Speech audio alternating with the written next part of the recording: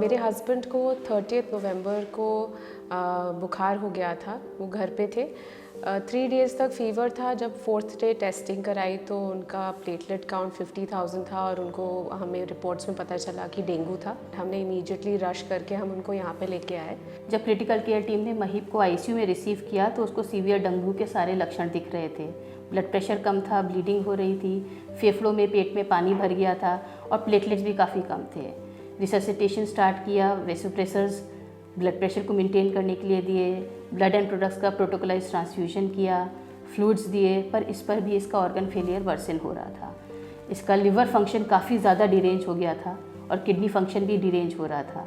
इन सब चीज़ों के लिए इसको हमने वेंटिलेटर की सपोर्ट पर लिया और आईसीयू में जो भी लाइफ सपोर्ट्स प्रोवाइड किए जा सकते हैं वो प्रोवाइड किए गए। पेशेंट का ब्लड प्रेशर बहुत कम था जिसके लिए इसको कंटिन्यूस आरआरटी कंटिन्यूस डायलिसिस पर रखा गया। पेशेंट को पूरी क्रिटिकल केयर टीम ने अच्छी से प्रोटोकोलाइज्ड केयर दी जिससे कुछ सप्ताह में पेशेंट रिकवरी शो करने लग गया। जब वो थोड़े बेटर हो गए तो वो वेंटिलेटर ऑफ करके उनको HDU में which is the high dependency unit यहाँ मेदांता में वहाँ शिफ्ट किया गया।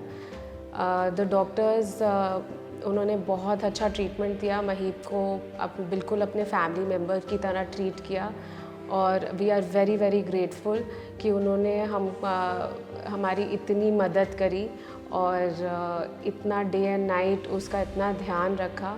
सो डेंगू फीवर इज़ बेसिकली एक ट्रॉपिकल इन्फेक्शन है जो एडिस नामक मॉस्किटो के काटने से होती है।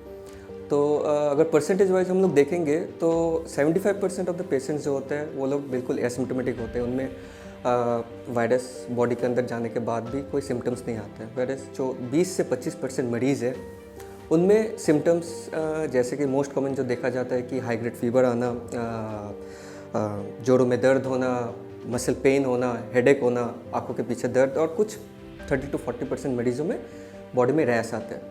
मोस्ट ऑफ दिस पेशेंट जो होते हैं वो लोग 3 से 4 दिन के बाद ठीक हो जाते हैं और 95% ऑफ द पेशेंट्स रिकवर हो जाते हैं। ज़्यादा से ज़्यादा इन पेशेंट्स में ये देखा जाता है कि प्लेटलेट थोड़ी बहुत कम हो जाती है और इसके साथ साथ लिवर में थोड़ा बहुत सूजन आ सकता है, पेट और लंग्स में पानी आने की संभावना रहती है।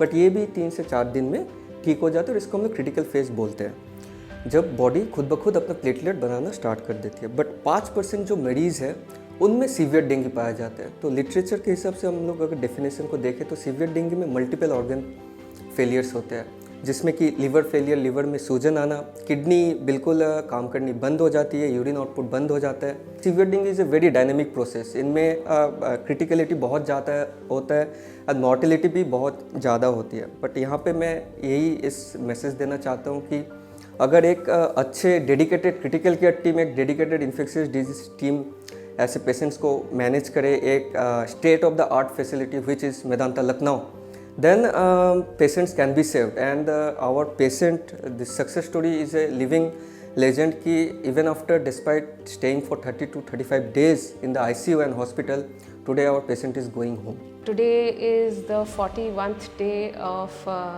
being in the hospital और आज हम उनको डिस्चार्ज करके घर लेके जा रहे हैं and thank you so much Medanta doctors.